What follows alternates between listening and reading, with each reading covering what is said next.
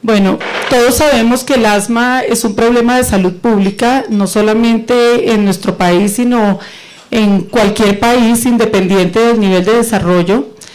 Casi 300 millones de personas sufren de asma en el mundo, 250.000 muertes están relacionadas con asma,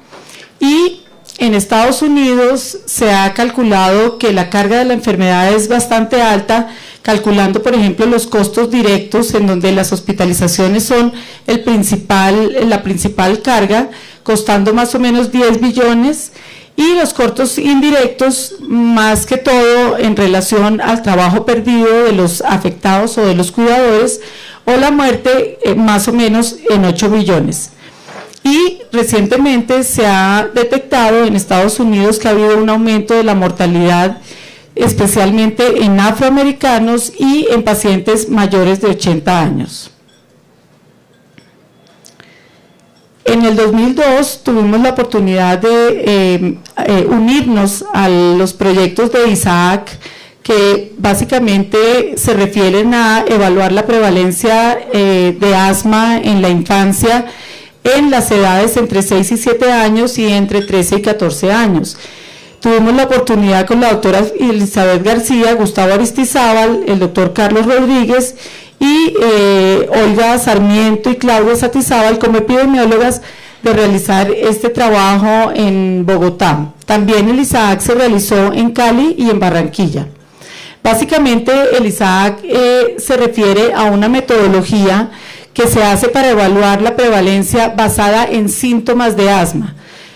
Aunque no es lo perfecto, es realmente una de las cosas que ha permitido comparar de manera estandarizada tanto la severidad como la prevalencia en diferentes zonas geográficas. Inicialmente hubo una fase 1 de prevalencia que se hizo en 9 países con 17 centros, luego hubo una fase 2 que no se trató de prevalencia, sino solamente de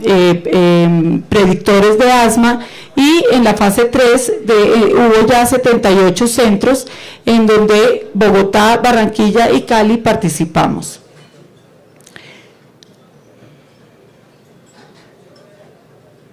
No me está pasando.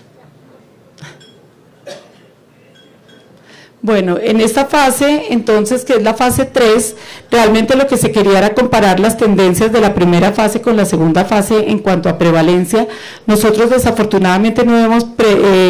participado en la primera fase, pero tuvimos la oportunidad de participar en esta tercera fase evaluando nuestra prevalencia y determinando no solamente los síntomas de asma, sino rinitis y eczema, y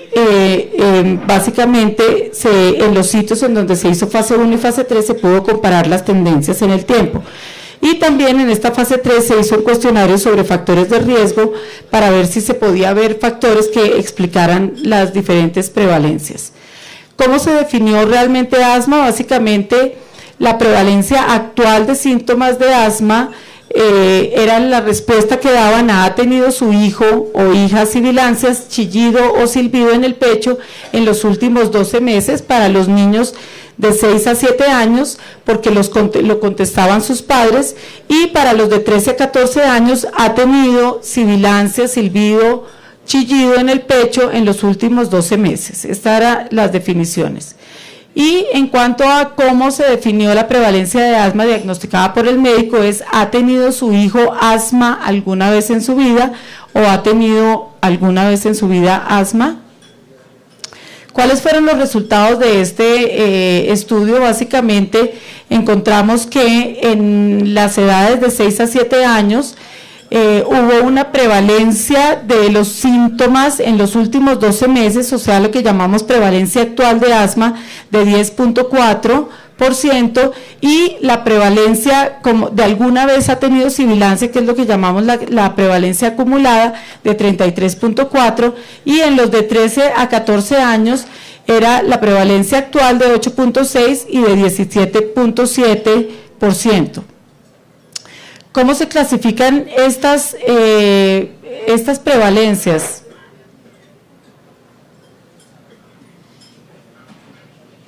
No sé por qué esto está fallando.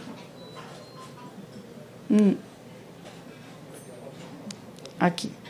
Bueno, entonces vemos que estas prevalencias están en unas prevalencias medias. En Barranquilla y en Cali fue más alta que en Bogotá, que fue 8.5. Aquí están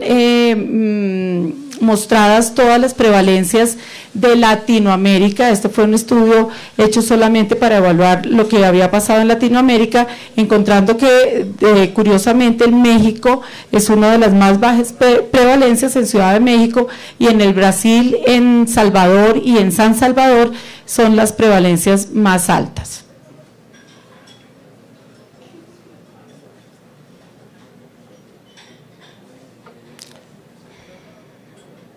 Bueno, en cuanto a la severidad, encontramos que no una cantidad despreciable de pacientes, el 15.2% de los niños de 6 a 7 años tenían más de 4 ataques al año o más de 4 crisis al año, y en los pacientes de 13 a 14 años casi el 20% había tenido más de 4 crisis al año.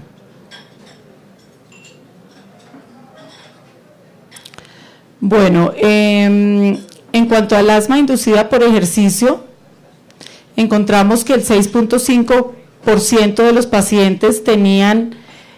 asma inducida por ejercicio. En las edades de 13 a 14, casi el 18.6% tenían asma inducida por ejercicio, era mucho mayor en este grupo. Y en cuanto a la severidad de síntomas que están dadas por la tos nocturna, eran casi equivalentes, pero casi una cuarta parte de los pacientes tenían, de los que habían contestado que tenían asma actual, tenían síntomas nocturnos. Y si a la respuesta, si alguna vez le habían diagnosticado asma,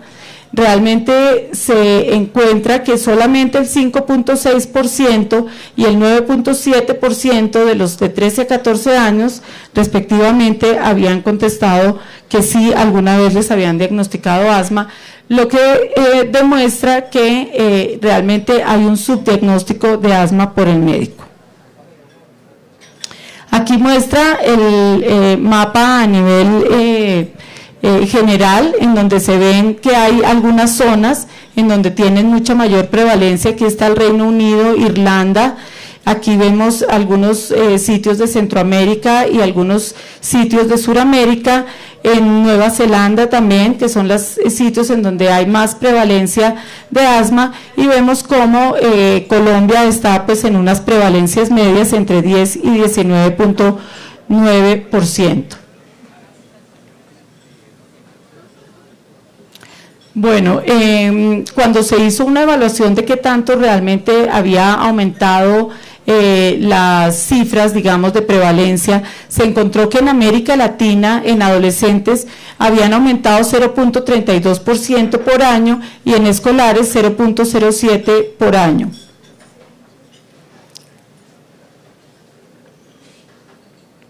Otro estudio que se realizó más recientemente fue el estudio de prevalencia de asma y otras condiciones alérgicas en el 2009-2010, un estudio de corte transversal hecho por el doctor Rodolfo Denis y los colaboradores que ustedes ven ahí. Ellos habían hecho ya un estudio 10 años antes, evaluando en las mismas 6 ciudades la prevalencia de asma. Básicamente ellos evaluaron la prevalencia en Barranquilla, Bogotá, Bucaramanga, Cali, Medellín y San Andrés, y como les digo, habían tenido un estudio previo en el 98 a 99 y pudieron entonces evaluar la tendencia de qué había pasado con el asma en este periodo.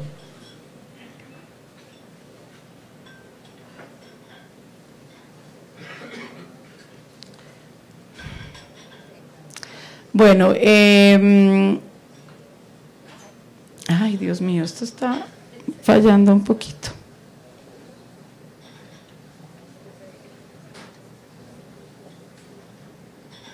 Bueno, aquí están entonces las diferentes prevalencias.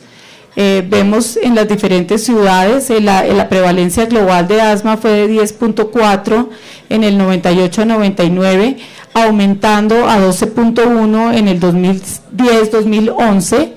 y vemos que en 4 de las 6 ciudades aumentó la prevalencia, como ustedes ven, la barra en verde oscuro es el año anterior y la actual en verde más claro. Y encontramos que solamente en San Andrés y Medellín disminuyó la prevalencia, pero en general se vio que aumentó de 10.4 a 12.1.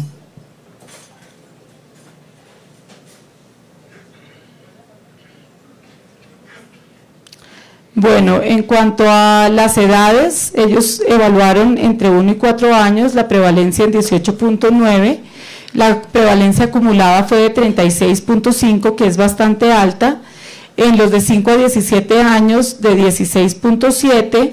en los de 18 a 59 años de 9.6,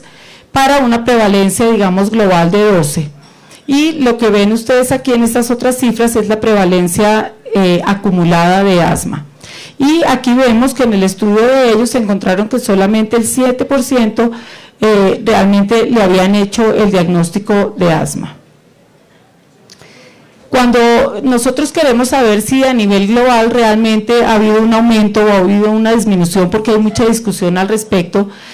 se encuentra que muchos de los países que tenían alta prevalencia, como ustedes vieron acá el Reino Unido y como por ejemplo Nueva Zelanda, se encontró que a través del tiempo del ISAAC 1 al ISAAC 3 realmente hubo una disminución de la prevalencia en estos sitios, pero en los sitios en donde la prevalencia era media o era baja inclusive, se encontró que sí había habido un aumento, o sea que el cambio de prevalencia también obedece o está de acuerdo a ciertas regiones geográficas también.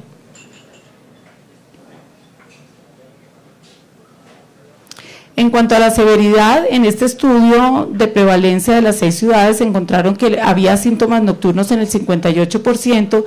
crisis entre 1 y 3 al año casi el 30%, consultas a urgencias y hospitalización casi en un 43%,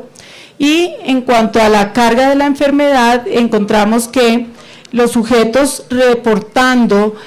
mensualmente gastos que tenían que hacer por culpa del asma casi eran el 67%, los sujetos que tenían que reportaban pérdidas de días escolares o de trabajo era casi el 56%, y los cuidadores que también perdían días de su trabajo eran casi el 43%, y en general los sujetos que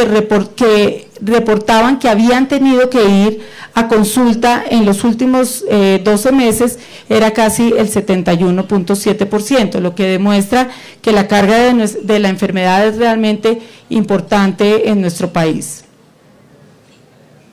Entonces, finalmente, las conclusiones es que nosotros tenemos tanto por el ISAAC como el estudio de prevalencia en las 6 ciudades una prevalencia intermedia de asma que es mayor a menor edad, que la prevalencia de asma ha tenido una tendencia a aumentar y que en realidad el asma tiene una carga de enfermedad importante.